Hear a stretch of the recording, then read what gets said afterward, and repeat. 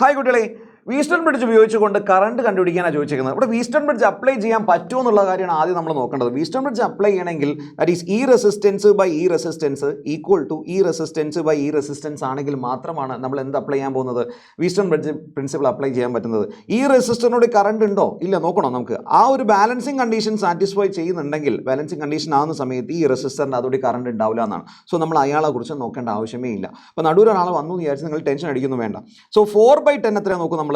4/10 എത്രയാണ് നോക്കൂ. 4/10 equal to 2/5 തന്നെയല്ലേ. ഇതോ റൈറ്റ് സൈഡിൽ 2/5. അപ്പോൾ 2/5നോട് ഈക്വൽ ടു 2/5 തന്നെയാണ് നമുക്ക് കിട്ടുന്നത്.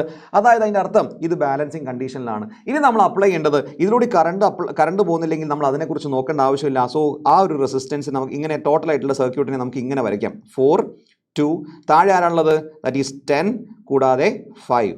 സോ ഈ റെസിസ്റ്റൻസുകൾ എന്തിലാണ് ഇപ്പോൾ, ഈ റെസിസ്റ്റൻസ് ഇതും സീരീസ് ആണ്, ഇതും സീരീസ് ആണ്. കൂടാതെ നമ്മൾ അപ്ലൈ ചെയ്ത പൊട്ടൻഷ്യൽ എത്രയാണെന്ന് നമുക്കറിയാം, ദാറ്റ് ഈസ് 90 വോൾട്ട് ആണ് നമ്മൾ അപ്ലൈ ചെയ്ത പൊട്ടൻഷ്യൽ. സോ വി തന്നിട്ടുണ്ട്, നിങ്ങളോട് ഐ ആണ് കണ്ടുപിടിക്കാൻ ചോദിച്ചത്. ഇഫക്റ്റീവ് റെസിസ്റ്റൻസ് നിങ്ങൾക്ക് കണ്ടുപിടിക്കാം. രണ്ടെണ്ണം സീരീസ് ആകുമ്പോൾ 6, ഇത് രണ്ടെണ്ണം 15 ആവും. 6ഉം 15ഉം പാരലായിട്ട് വരുന്ന സമയത്ത് 6 × 15/6 + 15 ചെയ്ത് കഴിഞ്ഞാൽ നിങ്ങൾക്ക് റിസൾട്ടൻ്റ് ആയിട്ടുള്ള നിങ്ങൾക്ക് എന്ത് കിട്ടും, റെസിസ്റ്റൻസ് കിട്ടും. അതോട് സബ്സ്റ്റിറ്റ്യൂട്ട് ചെയ്യുന്ന സമയത്ത് നിങ്ങൾക്ക് കറണ്ട് കൂടെ കാണാൻ പറ്റും. സോ കറണ്ട് കണ്ടിട്ട് മക്കൾ അവിടെ കമൻറ്റ് ചെയ്യാം.